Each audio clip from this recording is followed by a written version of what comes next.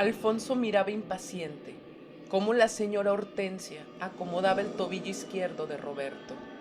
Su tío se había lesionado y esa mujer era la única ayuda que podían conseguir en ese lugar.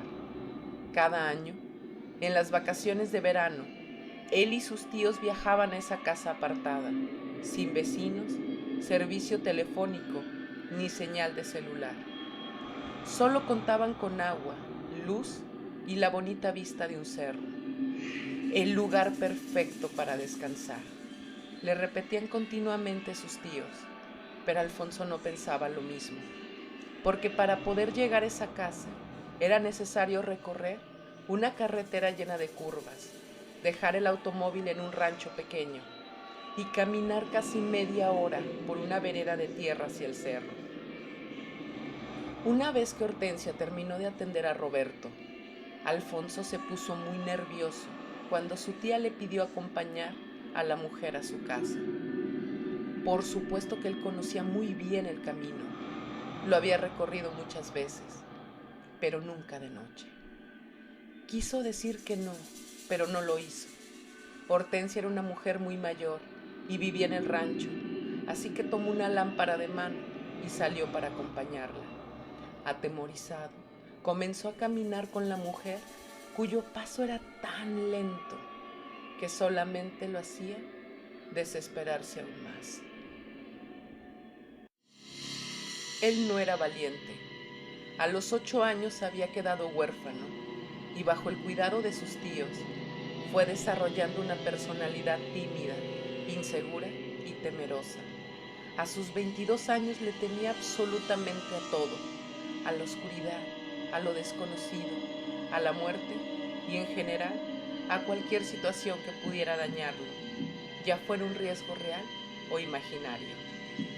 Ya era muy noche cuando pudo volver a su casa. Al caminar, una sensación de vacío invadió su estómago. Estaba solo, tenía mucho miedo y no apartaba su mirada del camino.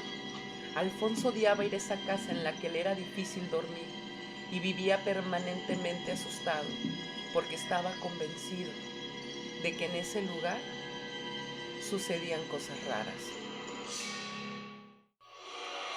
Cuando él tenía 15 años, su tío decidió manejar de noche y al tomar una curva, como pudo esquivó unas personas que iban caminando en la carretera.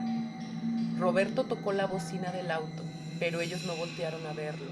Eran una docena de hombres que caminaban con paso muy lento, en hilera, en la oscuridad.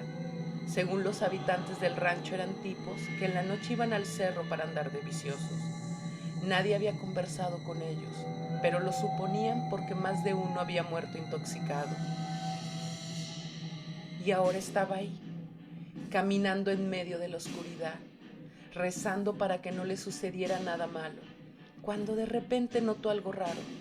Era un cerro y el silencio era absoluto. No se escuchaba nada, ni siquiera los sonidos de los animales.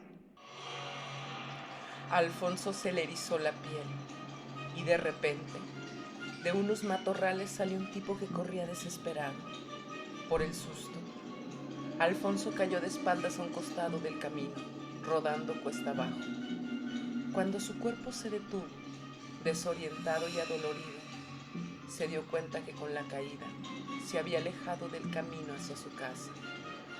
Con las manos buscó en vano su lámpara y ahí, recostado en el suelo, tomó conciencia que una luz iluminaba levemente su cara.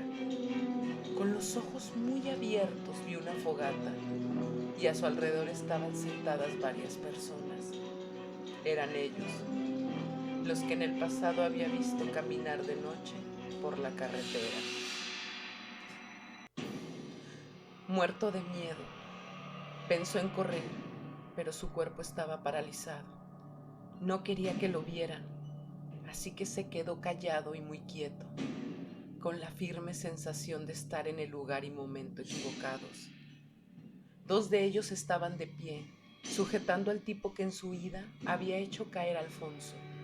Él pedía desesperadamente que lo dejaran ir. Con horror, Alfonso observó que un vapor oscuro comenzó a salir de las espaldas de cada uno de ellos. Eran unas sombras anormalmente voluminosas y altas que parecían tener vida independiente de sus dueños. Una de ellas se acercó al sujeto que tenían cautivo y él cayó en ese momento al suelo, convulsionándose violentamente, hasta que después de unos minutos dejó de moverse. Parecía que estaba muerto. El ente oscuro que se le había acercado se diluyó en el aire y el resto de las sombras comenzaron a moverse y a emitir unos sonidos similares a los chillidos de los cerdos. Fue ahí que Alfonso experimentó un miedo que jamás había sentido en toda su vida. Una descarga recorrió velozmente su espalda hacia su nuca y pudo escuchar su corazón latiendo cada vez con más fuerza. No sabía si la humedad de su cara se debía al sudor o a que estaba llorando, cuando de repente una de las sombras volteó hacia donde él estaba escondido. Horrorizado, Alfonso permaneció ahí, sin mover un solo músculo, esperando que nada malo le pasara. Fue inútil. El ente se fue separando cada vez más del que parecía ser su dueño y se fue deslizando lentamente hacia Alfonso, sin emitir ningún sonido, por temor a ser descubierto. Empezó a sentir cómo esa cosa se iba enredando en su cuerpo, dejándolo sin aire y con un intenso dolor de cabeza. No podía aguantar más. Observó que nadie parecía darse cuenta de lo que le estaba pasando, a él ni al dueño original de ese ente oscuro que parecía estar dormido.